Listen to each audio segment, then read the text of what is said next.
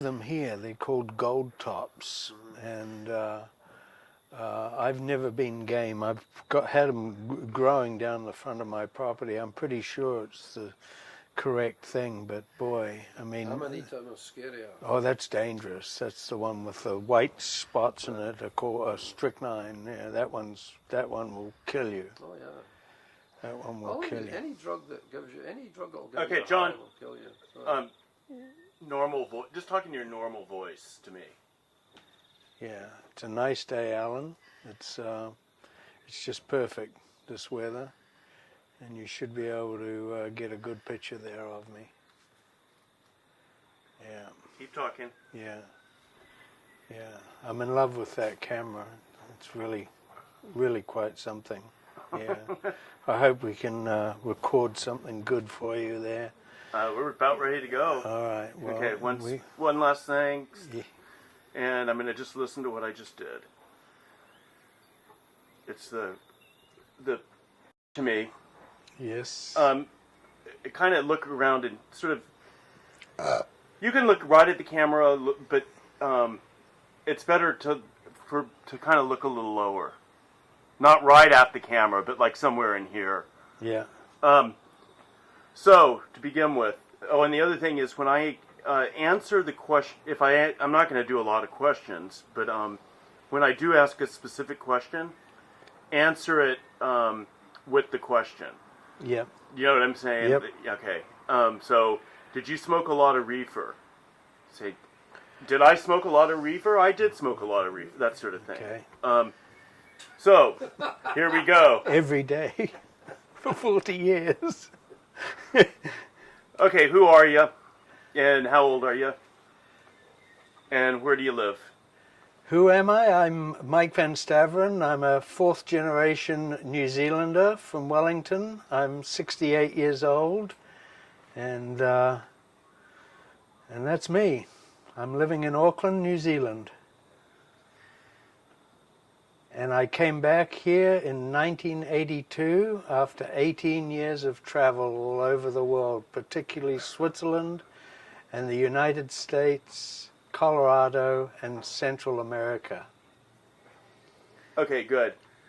When did you arrive in Switzerland, and why did you go? How did you get there? How did you arrive? When did you arrive?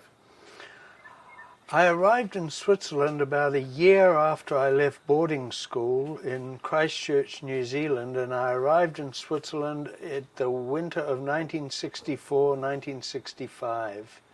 And I went there because I wanted to learn to ski, and I was attracted to the mountains. How long did you stay? I mean, once you got there, I was there for 3.5 years, on and off, traveling in Europe. But I stayed in Switzerland for about 3.5 years. Okay, just a minute. I got it. So, Mike, what's with that tape? Well, I've had it since I left the bar at the Club Vagabond in Switzerland, and I was going through some boxes in preparation for your visit to New Zealand, and just by chance, I realized that this tape that was in with all these slides that I have of my travels all over the world was this tape that I am pretty sure relates to the time I spent in the Club Vagabond bar in Switzerland, where I co-managed the bar with Tom Bolander. And our first winter on the bar was with Brian Rogers, a Canadian guy, and he taught us what he required of us on the bar, and then he stopped working on the bar and did the redesign of the Club Vagabond, and Tom and I took the bar over, and I'm pretty sure this tape relates to stuff that we were playing behind the bar in the evenings, and there could be some real nonsense on here for all I know. I haven't listened to it since 1967. What kind of nonsense do you think could be on it? Well, Tom was pretty interested in playing around with electronic stuff, and we used to do commercials, and if anybody needed to cut a fart, we would turn the sound off through the bar and go out to the tape recorder and take the microphone and put it close to your butt and let go a really loud fart. I don't know, there could be some good Swiss Beauregard beer farts on this tape for all I know. Could be. I'm not making any promises. As I say, it's a long time since I've listened to that tape, but I'm 90% sure it's from behind the bar of that era. 65, 66, the winters. Okay. Yeah. Okay, I just wanted to get that in there because... You know, my history at the Club Vagabond and meeting these climbers started, the first climber I actually met was Dougal Haston. I had no idea who he was, but he was starting to make a name for himself.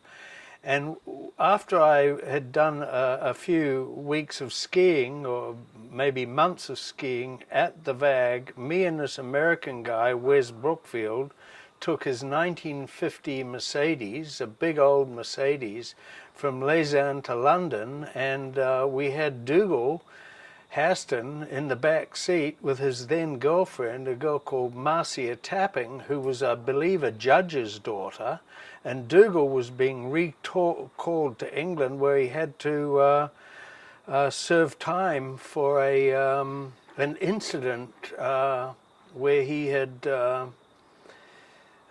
had an altercation with some people in a pub, and on the way home from the pub he'd run them down. Anyway, Dougal and Marcia were in the back seat of this old vintage Mercedes all the way to London with him, and they didn't say too much, they were just in the back seat smooching.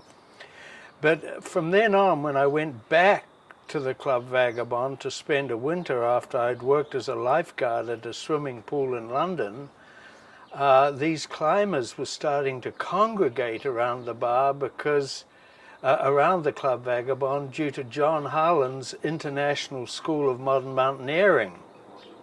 And Harland was an American who was resident in Lausanne, in the French-speaking part of Switzerland, and he was putting together a team to attempt the going direct up the north face of the Eiger in a winter climb, which was unheard of in those days. And he put together a team of the best climbers that he could.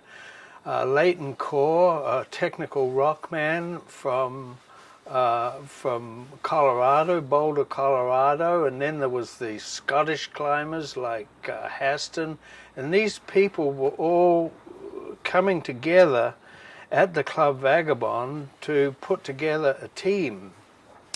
I'm not a climber, I was never a climber, but it was my first opportunity to meet with these individuals, some of whom were becoming quite famous, particularly Core, who apparently had major climbs behind him in North America, in Yosemite, and in different areas. And so these climbers were drinking on this bar, and I was serving them drinks.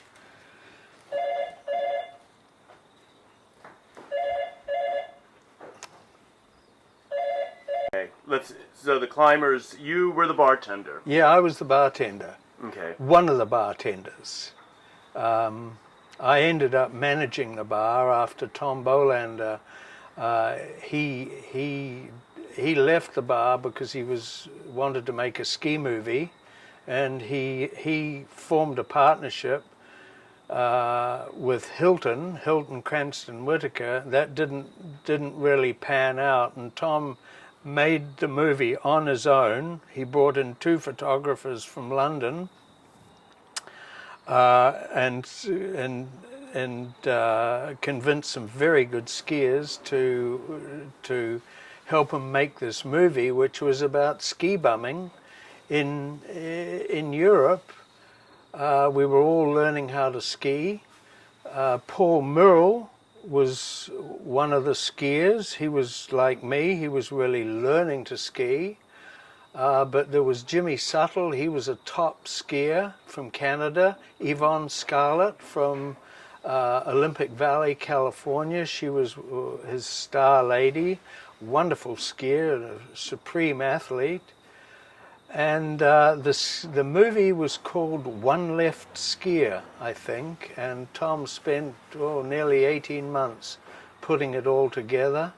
And I don't believe it was a commercial success, but as Tom said, he'd had a lot of fun making this film. It would have cost plenty of money to make a ski movie from scratch. It was in the days of Warren Miller was first coming on the scene. Dick Barrymore was making ski movies, and the first James Bond movies, the ski films, were being made in Switzerland, or particularly around Davos. And one of the James Bond's first, Sean Connery's first stuntman, was a man called John Worrell from Canada, and he did, I think, the scene where they jumped a train. He jumped a train, James Bond jumped the train, and John Worrell was the stuntman who did the stunt, and I think that was the movie Casino Royale, but I'm not sure. It was one of the very first Bond movies, and I think it was filmed Davos Cloisters. And of course, there was the Redford film. That was after my time, where I believe one of the climbers who was around the bar, a quiet and interesting man called Ginge Warburton, who I believe is still alive, he became Robert Redford's double. At the time I knew Ginger, he was certainly not a great skier. The great skier among the climbers that I knew was Davy Agnew, who was in a class of his own. He could ski rings around anybody.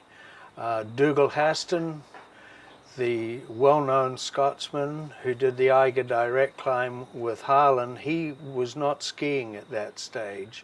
Don Willens was not a skier, and Mick Burke were not skiers. But to come back to your question about the Robert Redford movie, which was Downhill Racer, Ginge Warburton was involved with that.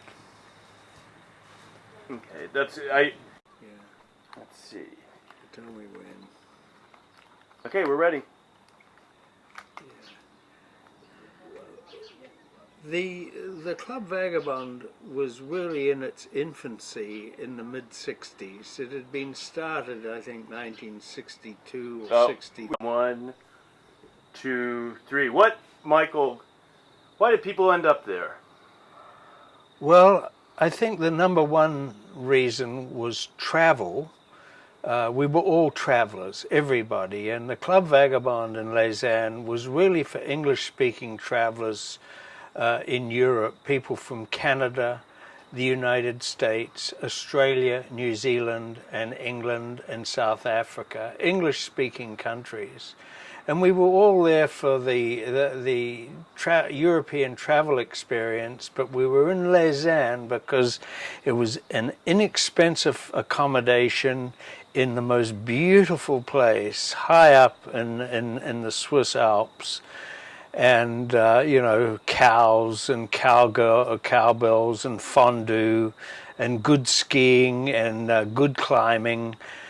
But many of the people there were running away, I think, from some things. There were people who were draft dodgers. There were people who'd been in Vietnam and were trying to escape from their experience. There were people like me who were really pretty young, and I wanted to learn to ski. I didn't want to be in a three-piece suit behind an office desk in Wellington, New Zealand. I wanted to be skiing. I wanted to learn to ski. And there were lots of different reasons why people stopped there, but the most important thing was it was good value. Dinner, bed and breakfast, I can't remember how much it was, but it was about $5 US a day in the mid-1960s. So it was well priced, and it was a place for English-speaking people to congregate with a really interesting bar and nice owners. The owners were Canadian, North American, at the time South African, Australian, and Luke van der Kay, the Dutchman, who spoke 9 languages fluently. So that was really the main reason I was attracted to Club Vagabond in Switzerland, was for the lifestyle. And also, I think it should be said that many of us had just been let off the leash from the family home. We were in our late teens or early 20s. The North Americans had all completed their university degrees and were on their, is the word sabbatical of Switzerland, a tour of Switzerland, or tour of Europe, I should say, just generally off the leash and doing a travel adventure. And being off the leash can lead to some pretty... I know when I was that age, I fully embraced it. You know, going to Yosemite when I was 18. We were free, Alan. We were free. The whole thing represented freedom from us, freedom from family advice and stuff like this. This was our moment to get out there and have a look at the world, another part of the world. And the skiing was superb. Excellent skiing in a little known ski area. I mean, it was not Davos or San Moritz or Lech or Zers or Verbier. It wasn't any of those things. It was Lausanne had been a town, a Swiss village high in the mountains that was built, had many old deserted chalets and buildings that had been sanatoriums during the TB tuberculosis era. And once they'd knocked that out, there was a lot of buildings that were empty. And I think the Rankins, who were really the heart of the Club Vagabond, located a building there that they thought would be eminently suitable to have like a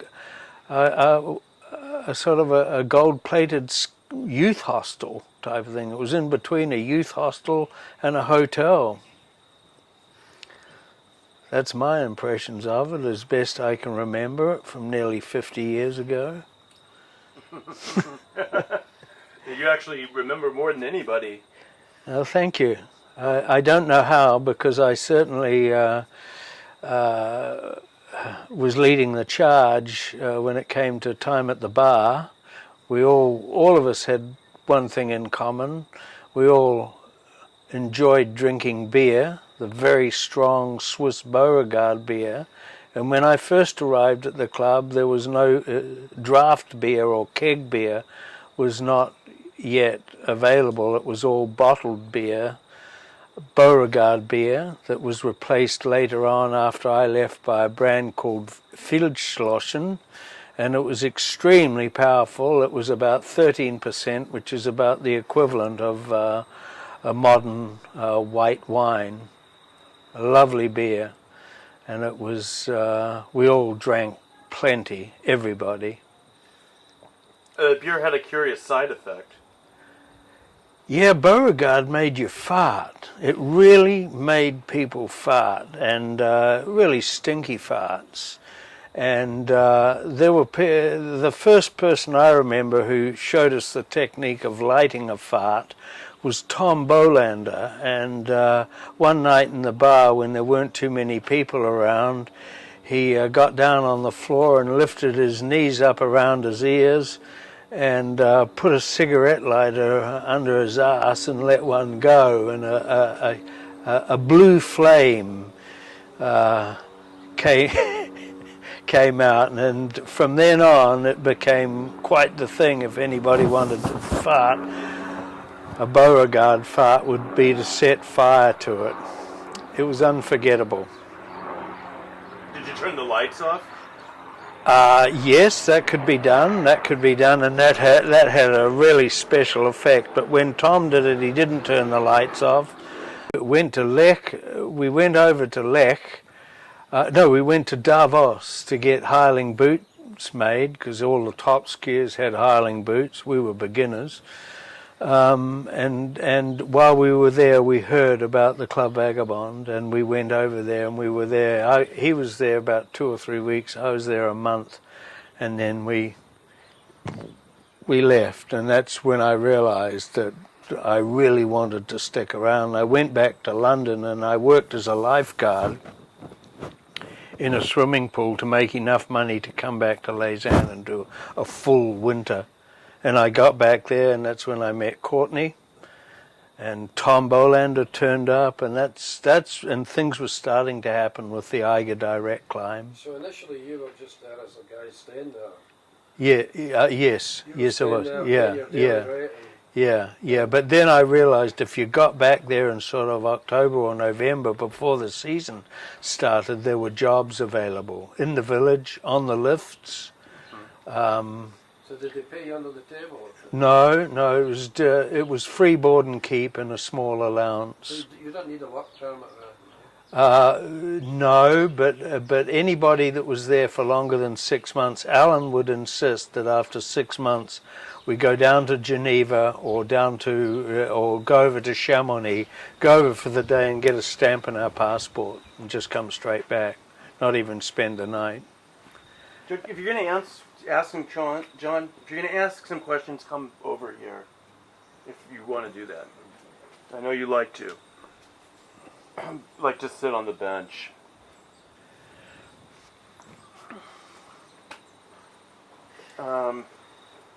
Let's sit here and think for a minute. Did they stay at the Club Vagabond? Yes, yeah. It was an inexpensive place for them to stay.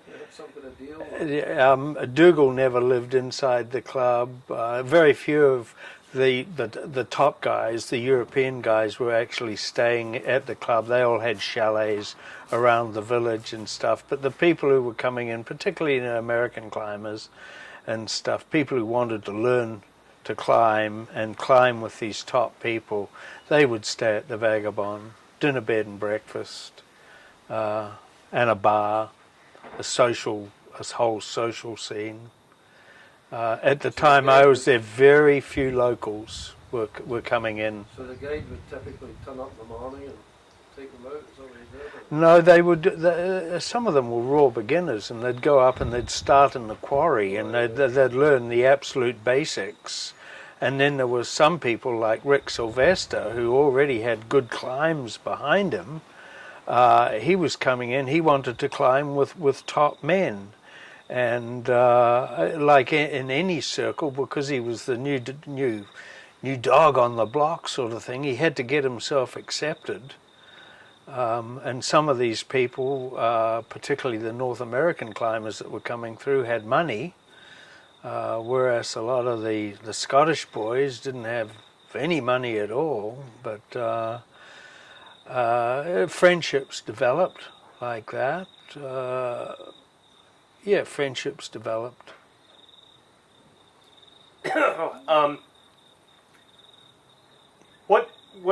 What climbers you remember that really stand out, and for what reason? Well, that's easy. I think the first actual climber I met was Dougal Haston I think he was from Curry, Scotland. He was there, and John Harland, the American, was there, and he was already putting up some pretty good climbs. And then Don Willens, in between his expedition work in the Himalayas, he was coming and going, as was Mick Burke, and then Ginger Warburton. He came a bit later.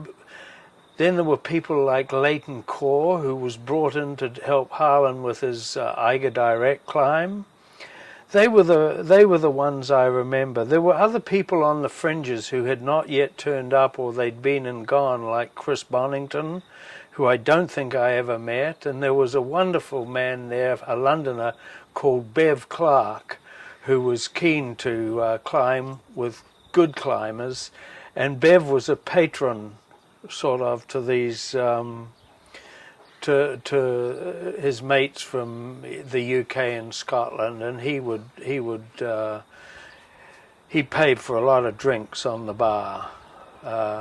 In fact, he had a tab on the bar that certain climbers like Dougal and Davy Agnew and Mick Burke, they could tap in to that bar tab that Bev had, even when he was in London, and he would come and go.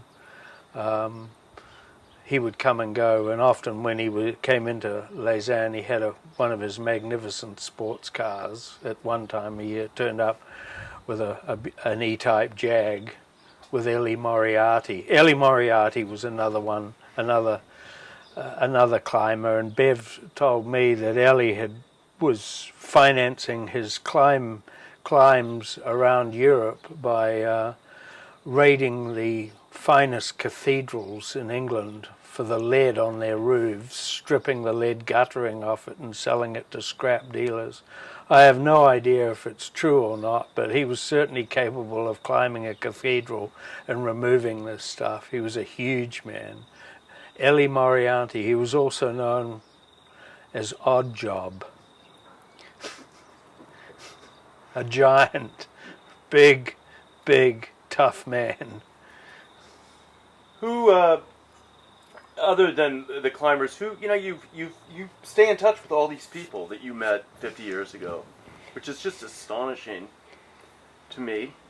I mean, in some ways I understand it. Other ways it just amazes me that these friendships that you've forged, and it was during a relatively short time.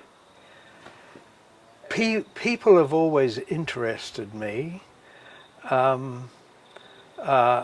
Particularly alpha males, and these climbers were alpha males, some of them pretty quiet. I mean, Mick Burke, you wouldn't think of him as an alpha male, but he was fearless. But yes, I've enjoyed maintaining contact with people all my life, and I've found it most rewarding because I've found it interesting to see how some of the people who you knew would set the whole world on fire have been total failures, and other people who didn't graduate from high school have actually really achieved many things. So I've sort of formulated the idea that formal education is not the guaranteed avenue towards success. So I've run into people who've really done well, who really can't read or write properly, cannot express themselves on paper, but others who you just knew were going to be hugely successful have amounted to absolutely nothing. Okay. My house. Who did you live in Aspen? I shared a house in Aspen with different women, but my most memorable roommate was Buddy Ortega, who was from San Pedro, California, and Buddy was captain of the Aspen Gentlemen's rugby team, and he and I shared a house there for the Obermeyer house for 2 years. I worked for Klaus Obermeyer for six years. But I had a few different roommates. I noticed you mentioned Carbondale has been a kind of down class place, but it's become kind of upmarket now as well. Well, it was always very nice, but an awful lot of us, even in the late 60s, couldn't afford to live in Aspen. The only reason I could afford to live in Aspen was because of my work with Obermeyer. He gave me the Obermeyer caretaker cottage, which was right behind the warehouse at market rents, but just finding a place in Aspen. There was an awful lot of people who came to Aspen in my age group who were get on the drip feed from mum and home, Right. mum and dad at home, or had trust funds. Yeah, But there were people like me, you know. I mean, well, there was a struggle to afford to live there. I never ate out in Aspen. I certainly could afford to drink there, but they talk about. Some of these where the employees would go. At the end of my first full winter in at the Club Vagabond, me and Hilton with a doctor's daughter, her name was Barbara Wisey, and she'd come to Europe and picked up a brand new Volkswagen like people did down in Stuttgart or wherever, and it had the European international number plates on it. Hilton and I and Barbara Wisey, she drove us to Brindisi in Italy, and then Hilly and I took a ferry across to Athens, and we went to Mykonos. And I had 2 months in Greece where we had a little mini Club Vagabond. We rented a place on the waterfront, and Rosemary Duckworth was there, and Sonia Tasarski, and we ran into some of the Aussie guys like Bob Keane and Brian Badger, Stu Curran. These people started coming through, and we had 1 month in Mykonos before we were all ordered off the island after a bar got trashed during a night of drinking and whatever. We were all ordered off the island, having had our passports confiscated, and we went to Hydra in Greece, and we spent another month in Hydra, and Hilly and I, he went one way and I went another. He may have gone back to Switzerland, and myself and 2 of the Dutch girls who were managing the Fougère, which is the other chalet of the Club Vagabond, Renske de Koo from Holland and Vicky Alberts Dwyer from Holland. Both girls had grown up in Indonesia, where their parents were with the Dutch administration, and then in the early 50s, about the time the French were been thrown out of Vietnam, the Indonesians were throwing the Dutch out of Indonesia. And it's a bit of a long way around it, but from Hydra, me and the 2 Dutch girls from Fougère, we then drove with a German guy from Greece all the way to Spain to be there in time for the running of the bulls in Pamplona.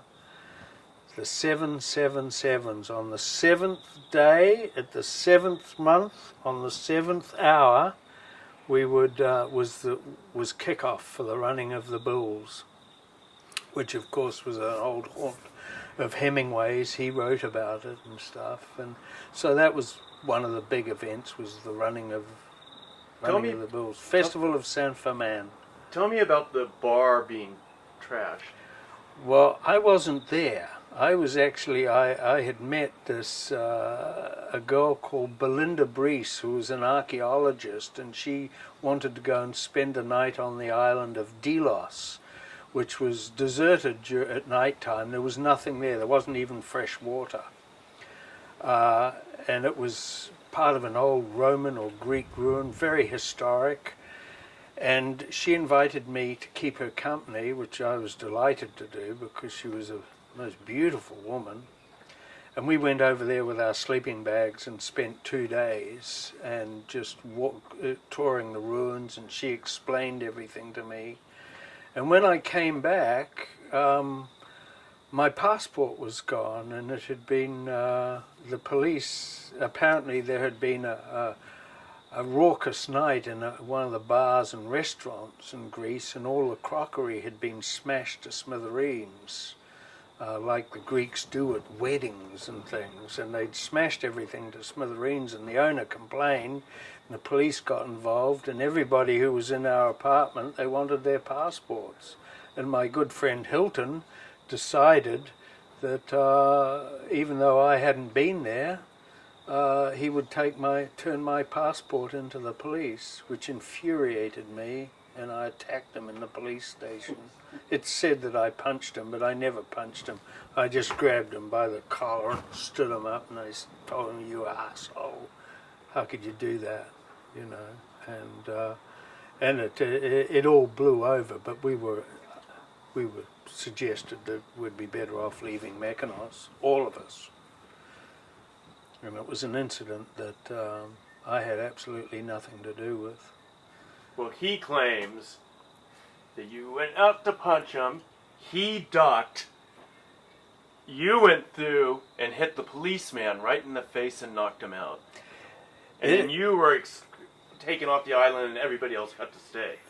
No, that's definitely not correct. I'm not surprised Hilly has embellished an interesting story, but it's actually incorrect. I never punched anybody, but I certainly went for Hilton, and we were ordered off the island, and we all went to Mykonos. It was a wonderful, wonderful time. We had in this apartment on the waterfront, we had a pair of girls' red knickers hanging over the light bulb, and everybody who would be walking past at night thought we were running a knock shop there. But it was just a fun apartment where I can remember there was a very pretty American girl that Hilton got hold of one night and brought her back to his room. He had one room and I had another, and then there were people all over the floors, and Hilton asked me if he could borrow my belt. And I said, yeah, sure. Anyway, this girl wanted to be whipped. So Hilton, and we were all peering through the keyhole, while Hilton dealt to this very attractive, her name was Janice. And Hilton, I mean, he really beat her around the buttocks with this belt, and while she was beating him, she called him Daddy. And that's as true as I sit here. And there were many people, we were all peering through the keyhole, cheering Hilly on. She didn't care. Was there during your time there, but the interaction between the men and the women, the Rankins really to try to keep you guys separated, right? I don't think that they thought that was possible. We were all free, and with all the hormones were in full swing. They discouraged people from, the women were separated from the men in different rooms, except for married couples. The pill had only just come into being, I think, 1964 or so. But there was an awful lot of fraternization going on, a lot. But people who decided they were going to have an affair would get a chalet or a room somewhere else in the village so that they could be free and not subjected to room checks or anything like that. Okay. But it was amazing. I mean, people say it was a house of debauchery. It definitely wasn't. It was pretty well controlled. It was just a pretty wild bar with a lot of alcohol. Not hard liquor. None of us had the money for hard liquor in the mid-60s. It was all beer and wine, particularly Van der Taab, that was cheap Swiss red plonk that used to stain your teeth, give you a terrible hangover, and it tasted so bad we used to put it in the cooler and the chiller in the bar refrigerator, so that when you drank it, it went down a lot easier. Tom Bolander was the one that figured that out, that by keeping that wine chilled, you could actually drink it. Okay, well, how much time do we have here for now? We have 3:15. 15 minutes. That's about what I have on tape Right. right now that's left. Let's do a story, okay? I want to do more of these. I'll wait for how about Leighton Core? Now, do you remember him, after the accident, he came back to Lausanne? Yes, I do. Okay. Yeah, wonderful guy. He was huge, tall man, must have been about 6'5", as I remember. Big sort of a loping giant with long long arms and a very sheepish grin, and he'd sort of sometimes talk to you through his teeth like this. And he and I hit it off pretty good when he realized that I had somehow or other at the age of 18 got involved with LSD in London. And I'd taken LSD, and that was before the Haight-Ashbury and San Francisco, and Leighton just let me know that he happened to have some Morning Glory seeds he brought to Switzerland, and would I like to try them out because they were a known hallucinogenic. Well, I was prepared to try anything, and he crushed these things up for me in a glass of orange juice, and I consumed them, and he was my guide to make sure I didn't try and leap out any windows or anything. But it was Morning Glory seeds were pretty interesting among the different psychedelics I've tried in my life, which is most of them. Definitely. But Leighton, yes, Leighton was, really interesting man, really interesting. And he would, when we moved over to keg beer, the Migros delivery men people, the van, wouldn't bring these kegs of beer. They were fairly small kegs. Wouldn't bring them down the steps unless the steps down to the cool room had been completely de-iced. And one of Leighton's duties that I remember was he would be chipping the ice off those stairs with an ice axe, the same ice axe that he used on the Eiger, so that the delivery man could get these kegs down the stairs. And he told me he was astonished. Every 2 days this truck would turn up with something like 25 kegs. A good night on the bar, we were doing 12 kegs. And Tom Boland and I, we were the very first people to go over 1,000 francs a night. And in 1965 it would have been, that would have been about $1,000 US, close to something like that. We broke 1,000 Swiss francs, and Alan was absolutely delighted.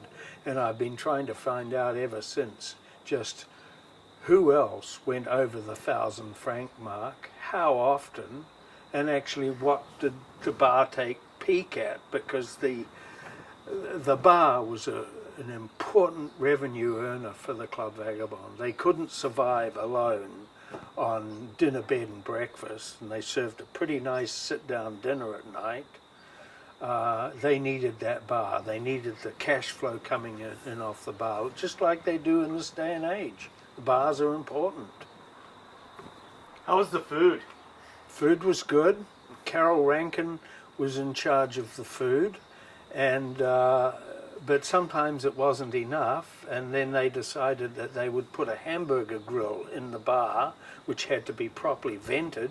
They got hold of this grill. It was about that big, quite deep, and Carol then taught me how to make hamburgers the way she wanted it. And she got ground round. We call it mince in New Zealand, but in America you call it ground round hamburgers meat. And Carol would then mix it with tomato sauce and vast amount of breadcrumbs to make these hamburgers go further.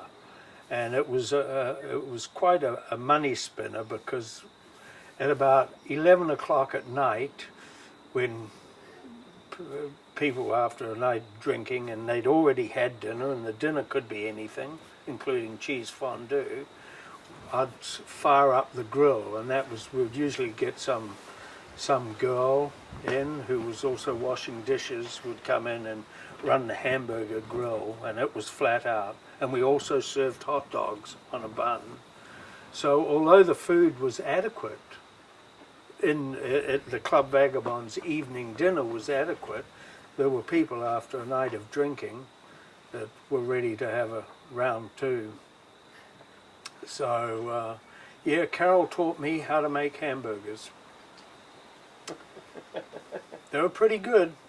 They were pretty good, even though there was a lot of breadcrumbs in them. I used to argue with her about it. It was her recipe, and she was the boss. you know, they kind of, I mean, this has been the early 60s. The pill actually came in, I think, about 61. It was 61. Yeah, I think it was 61 the pill came in.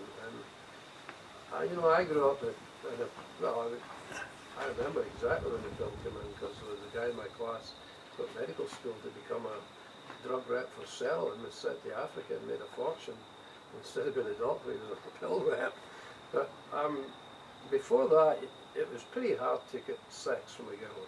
Yeah, well, So talk about that. I can remember some people felt that the pill brought in the start of the woman's liberation, but what I know is at the Vagabond, I don't ever remember seeing anybody use a condom or ever carried condoms. It was long before AIDS came into play, and we all assumed that any girls that we might be bedding down were on the pill, which they were, but there were mistakes made there all the time.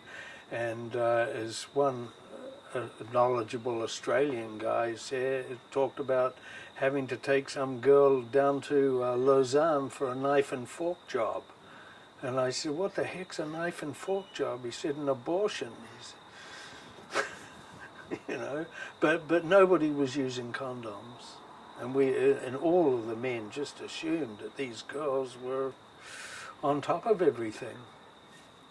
But there were mistakes made, and there were clinics in Switzerland that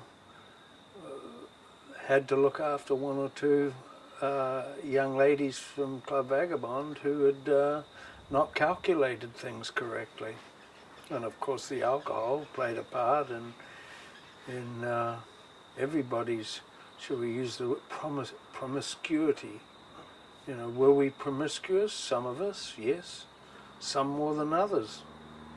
Nothing's changed. Nothing's changed. So it was legal, was abortion legal in Switzerland? Mm-hmm. Don't know. It was. And you could get one in Lausanne, or in Lausanne in the 70s. Okay, that wouldn't surprise me. I don't know if it was legal or not, but I know that Alan had to help a couple of people get things sorted out. So you don't think the morality has changed at all? No, I don't. I don't think.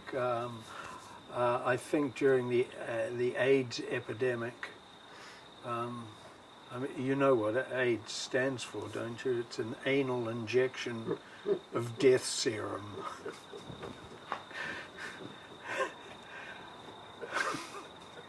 But it was not a big factor at all in Switzerland. I don't think for 1 minute we were all there for the pure sake of fornication and freedom. We were there was a lifestyle, but we were the mountains and the skiing and the whole atmosphere of this Club Vagabond place was quite unique and exciting for all of us, particularly the climbing fraternity who were active there, doing climbs all over, the big climbs out of Chamonix. Did you go to Chamonix yourself? Yes, sure did. It was an annual expedition to go over there to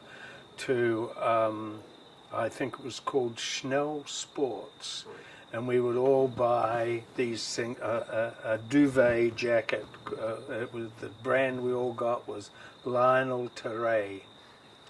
And it was a big puffy jacket, and you know, you could pass out in the snow with one of these things on, you'd probably survive. You know, climbers would use them with, you know, this jacket, and then they'd put a little foot on. It would, sleeping out at night on a rock face, which astonished me. And when I saw Dougal Haston and Mick Burke go up on the Sphinx outside of Lausanne, I think called the Tour d'Aille, but there was a vertical face on it called the Sphinx, which also had quite a difficult overhang on it.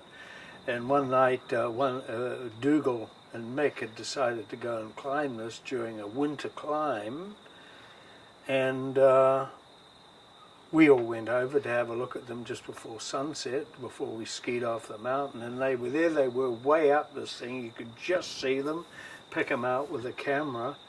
And the next day, when they came down, they'd slept the night on the face. I asked Dougal, I said, why on earth would you do anything like that? And he just looked at me in that soft, sort of Scottish brogue. He says, it's easier than spending the night with a woman.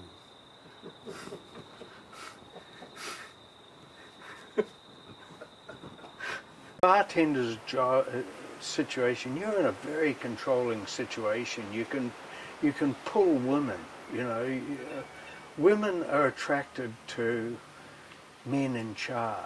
You know that from doing rafting trips down the Colorado River. Women go after men who, the boatmen, they're going to get a boatman. Yeah, it's the same with the It's on a cruise ship. Women go after the officers and the captain, of course, is, you know, and people say, well, that's because women are a pack of starfuckers, and of course they are. That's the way we are. We've been programmed. Alpha males. Mountain guides are the same. Yeah, Mountain guides and filmmakers. Yeah, women go for alpha males. Female species. I mean, female deer. They go after the animal with the biggest antlers. Elephants go after the big male elephants with the biggest wangers on them. You know, I watched a documentary and they talked about this animal that they called Big George. You know, the naturalists and the gamekeepers called him Big George, and they said he was the most active of the males. And they said you can see why he's called Big George, and Big George had a deck that came down and was hanging on the ground like a second trunk. You know, and of course women are the same. Women tell me I'm a chauvinist, opinionated prick when I say that, and I have to say, well, look at your behaviour. You know, look at your behaviour. I mean, it's the way they're made. That's the way we're programmed. Well, there's a lot of women now, especially professional women, have kind of like house husbands, you know, that are castrated and don't do it. Yeah, yeah. There's kind of reversal of the roles. Yes. The females become the alpha male. Yeah. Well, I'm a house husband. No, But I know what you're saying. I mean, you know, my sister, she went after the man with the biggest wallet she could find. That's what she was attracted to. And once she'd got him, this 6'5" Frenchman, productive, hard-working man, once she got him, she proceeded to try to castrate him. I said, you can't do that to a man like that. You know, he told her to get on a bike. She told him that she was very disappointed that a Frenchman was not quite up to scratch in the bedroom by her standards, and she threw it in his face. She must be a piece of fucking work. Oh, she's nasty. Really? She threw it in his face, and she told me, and he told her, well, fuck off. You don't like it? Fuck off. Yeah, and he never fucked her again. She said he's never had sex with me since. She said we had regular sex for 5 years. He was a big disappointment in the bedroom. What does she do now? For me. Well, does she fuck around then, or? no, she's never messed around. She's been a productive housewife, mother of her children, and to her husband. But I said, you can't take an alpha male and try and castrate him. So You're trying to take away from him the very thing that attracted you in the first place. So is he having it on the side then, or? Oh yes. He is. Yeah, he's a Frenchman. Constantly boxing outside the ring. Oh, good for him. Yeah, well, that's what I've said. You know, I said, if you don't like it, you know, he's French. And my mother said this. I said, you can do the same. Just keep it private. You know, and whether she does or not, I wouldn't know. But she's a desperately unhappy person. And I mean, she was a great mate. We went to Europe together on a cruise ship on the Northern Star in '64, I think. Yeah, 1964. And we shared a flat in London, and she's a very attractive girl, but she's got a problem. And the problem is this poor girl's brain has shrunk to the size of a walnut. You know, she's unable to... I think you should change the whole direction of this film, Alan. Fuck the Club Vagabond. The philosophy of life come to Michael. It's probably going to come out. The life of Michael, you know. Alan will be back if he survives his personal health problem, or shall we say his health challenge. He'll be back The life of Michael, to do a documentary on the history of the dildo. I think we could do just one on you, man. That's the thing to do. Yeah. Definitely. Yeah. But a lot of people, that thing that Alan posted on Facebook of this,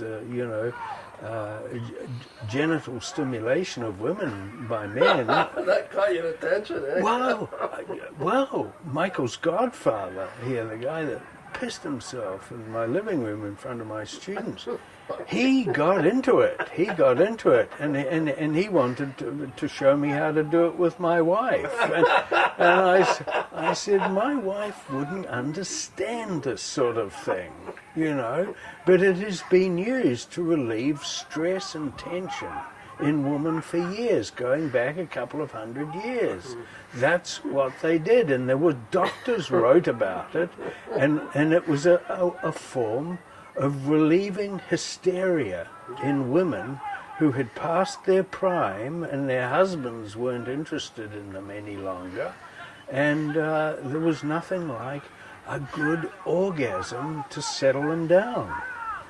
And I've been told. Alan's girlfriend's been doing it with your book for years. I've been told. Yeah, did I tell you about what my girlfriend does? No.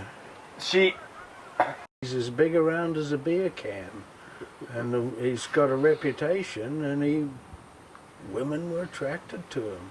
He was magnetic. He really was magnetic. His personality. He was fun. Yeah, and like all of us, drank too much. But he had a real magnetism to women.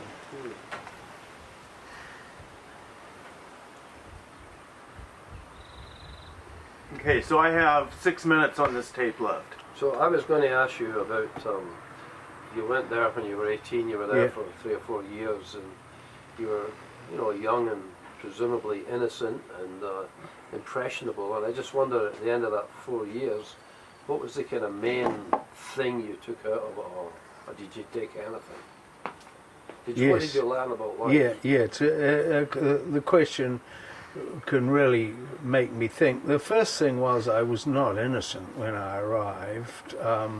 I'd always, even from the time I was sent to boarding school when I was 13 years old, and I was good at sports, and I was getting involved with the dining hall maids at a traditional English-style Harry Potter type of boarding school. But I was certainly not innocent. But I was mainly there. I was attracted to the mountains, the skiing, the climbers, the personalities who were coming through, and it was just a very important start of my life, in my late teens, and I had my 21st birthday at the Vagabond.